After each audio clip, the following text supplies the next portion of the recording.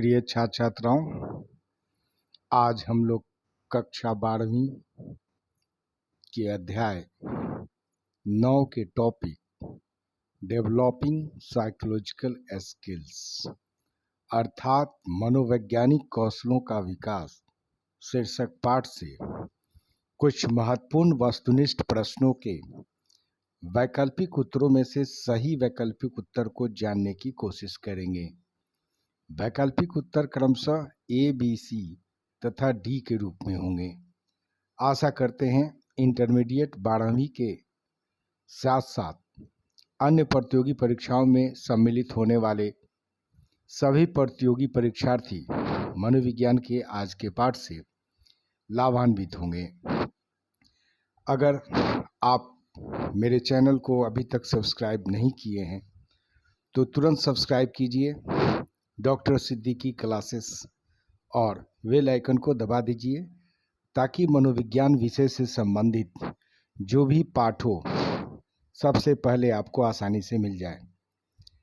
आप प्लेलिस्ट को भी देख सकते हैं जहाँ पे मनोविज्ञान विषय से संबंधित अलग अलग पाठ आप सभी के लिए उपलब्ध कराए गए हैं। तो शुरू करते हैं आज के पाठ का पहला वस्तुनिष्ठ प्रश्न इस प्रकार है। परामर्श शब्द काउंसलिंग वर्ड का संबंध इनमें किससे है? वैकल्पिक उत्तर ए, एक व्यक्ति से संबंध रखना, बी, दो व्यक्तियों से संबंध रखना, सी, तीन व्यक्तियों से संबंध रखना और डी, इनमें कोई नहीं। इस प्रश्न का सही वैकल्पिक उत्तर होगा बी, दो व्यक्तियों से संबंध जो रखता है उसका संबंध परामर्श शब्द से होता है। आज के पाठ का अगला प्रश्न आप सभी परीक्षार्थियों और छात्र छात्राओं के लिए, इनमें कौन परामर्श यानी काउंसलिंग के उद्देश्य में या काउंसलिंग के उद्देश्यों में सम्मिलित है? प्रश्न को एक बार फिर से दोहराते हैं। इनमें कौन परामर्श यानी काउंसलिंग के उद्देश्यों में सम्मिलित है? वैकल्पिक उत्तर ए, विकासात्मक, बी, निरोधात्मक, सी, उपचारात्मक और डी, इनमें सभी। इस प्रश्न का सही वैकल्पिक उत्तर होगा इनमें सभी, यानी परामर्श के अनेक उद्देश्य होते हैं जिनमें तीन प्रमुख उद्देश्य होते हैं। एक जो उद्देश्य होता है उसका संबंध विकासात्मक होता है, दूसरे का निरोधात्मक होता है और तीसरे का उपचारात्मक उद्देश्य होता है। अगला प्रश्न आप सभी छात्र छात्राओं के लिए, इनमें कौन एक कुशल मनोवैज्ञानिक की महत्वपूर्ण विशेषताओं में सम्मिलित है? प्रश्न को एक बार फिर से दोहराते हैं आप सभी परीक्षार्थियों के लिए कि इनमें कौन एक कुशल मनोवैज्ञानिक की महत्वपूर्ण विशेषताओं में सम्मिलित है? वैकल्पिक उत्तर ए, क्षमता एवं वैज्ञानिक मानसिकता, बी, उत्तरदायित्व, सी, दूसरों के अधिकार तथा सम्मान का आदर करना और वैकल्पिक उत्तर डी, इनमें सभी। इस प्रश्न का सही वैकल्पिक उत्तर होगा डी, इनमें सभी। अगला प्रश्न आप सभी परीक्षार्थियों के लिए, प्रश्न इस प्रकार है। दो या अधिक व्यक्तियों के बीच उद्देश्यपूर्ण वार्तालाप को क्या कहा जाता है? प्रश्न को एक बार फिर से दोहराते हैं। दो या अधिक व्यक्तियों के बीच उद्देश्यपूर्ण वार्तालाप को क्या कहा जाता है? वैकल्पिक उत्तर ए, कौशल यानी स्किल्स, बी, साक्षात्कार यानी इंटरव्यू, सी, परामर्श यानी काउंसलिंग और डी इनमें कोई नहीं। इस प्रश्न का सही वैकल्पिक उत्तर होगा बी साक्षात्कार अर्थात इंटरव्यू।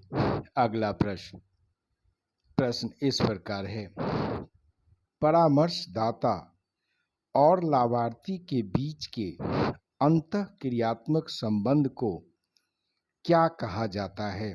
परीक्षा के दृष्टिकोण से यह प्रश्न काफी महत्वपूर्ण है, इसलिए परीक्षार्थी इस प्रश्न को और इसके उत्तर को ध्यान से सुनेंगे और याद रखने की कोशिश करेंगे। प्रश्न को एक बार फिर आप सभी के सामने दोहराते हैं। प्रश्न इस प्रकार है कि परामर्शदाता और लाभार्थी के बीच के अंतःक्रियात्मक संबंध को क्या कहा जाता है? वैकल्पिक उत्तर ए तदानुभूति या परानुभूति अर्थात एम्पैथी। बी वैकल्पिक उत्तर है कौशल या स्किल। सी वैकल्पिक उत्तर है परामर्श या काउंसलिंग और डी वैकल्पिक उत्तर है साक्षात्कार या इंटरव्यू। इस प्रश्न का सही वैकल्पिक उत्तर होगा सी परामर्श यानी काउंसलिंग। अगला प्रश्न आप सभी परीक्षार्थियों के लिए, दूसरों के अनुभवों को अपने अनुभव के रूप में समझना इनमें क्या कहलाएगा? यह भी प्रश्न आप सभी परीक्षार्थियों के लिए परीक्षा के दृष्टिकोण से काफी महत्वपूर्ण है। प्रश्न को एक बार फिर से दोहराते हैं, दूसरों के अनुभवों को अपने अनुभव के रूप में समझना इनमें क्या कहलाएगा? वैकल्पिक उत्तर ए प्रश्नावली, बी साक्षात्कार, सी कौशल और डी तदानुभूति या परानुभूति अर्थात एम्पैथी। इस प्रश्न का सही वैकल्पिक उत्तर होगा डी तदानुभूति या परानुभूति। अगला प्रश्न, साक्षात्कार प्रक्रिया में कुल कितनी अवस्थाएं होती हैं? यह भी प्रश्न परीक्षा के दृष्टिकोण से काफी महत्वपूर्ण है। इस प्रश्न को इंटरमीडिएट वार्षिक परीक्षा के अतिरिक्त अन्य प्रतियोगी परीक्षाओं में भी अधिकांशतः पूछा जाता है। प्रश्न को एक बार फिर से दोहराते हैं आप सभी छात्र छात्राओं के लिए, साक्षात्कार की प्रक्रिया में कुल कितनी अवस्थाएं होती हैं? वैकल्पिक उत्तर ए 2, बी 3, सी 4 और डी 5। इस प्रश्न का सही वैकल्पिक उत्तर होगा बी यानी 3। साक्षात्कार की प्रक्रिया में 3 अवस्थाएं होती हैं।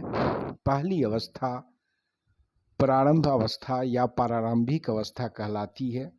दूसरी अवस्था प्रश्नावली या मध्य अवस्था कहलाती है और तीसरी अवस्था समापन की अवस्था होती है।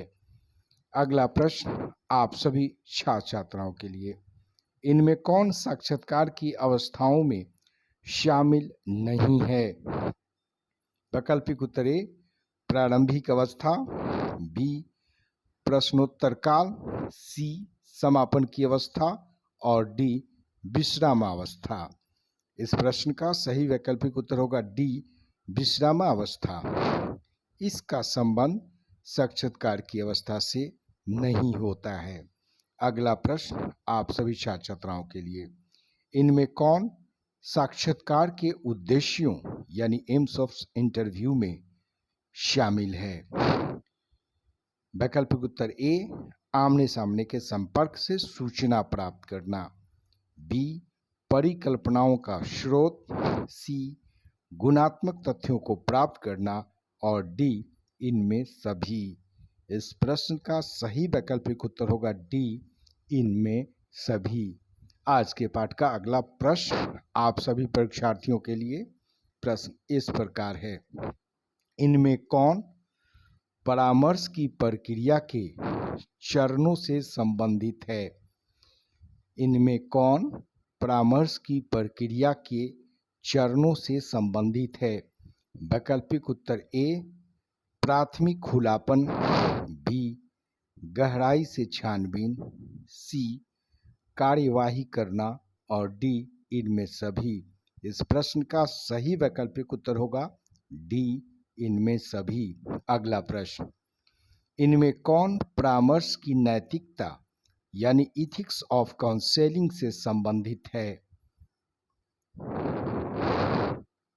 ए गोपनीयता, बी व्यवसायिक खुलापन, सी व्यवसायिक संबंध और डी इनमें सभी। वैकल्पिक उत्तर डी होगा इनमें सभी। छात्र छात्राएं ध्यान दें, आज के पाठ का अंतिम प्रश्न आप सभी के सामने। प्रश्न इस प्रकार है, इनमें कौन परीक्षण कार्यक्रम यानी टेस्टिंग प्रोग्राम के अंगों से संबंधित है? यह भी प्रश्न काफी महत्वपूर्ण है। इस प्रश्न को ऑब्जेक्टिव और सब्जेक्टिव दोनों रूपों में पूछा जाता है। प्रश्न को एक बार फिर से दोहराते हैं आप सभी परीक्षार्थियों के लिए। प्रश्न इस प्रकार है, इनमें कौन परीक्षण कार्यक्रम यानी टेस्टिंग प्रोग्राम के अंगों से संबंधित है? वैकल्पिक उत्तर ए परीक्षण देना एवं मूल्यांकन करना, बी अंकों का विश्लेषण करना एवं मार्गदर्शन देना, सी अनुवर्ती अध्ययन करना और डी इनमें सभी।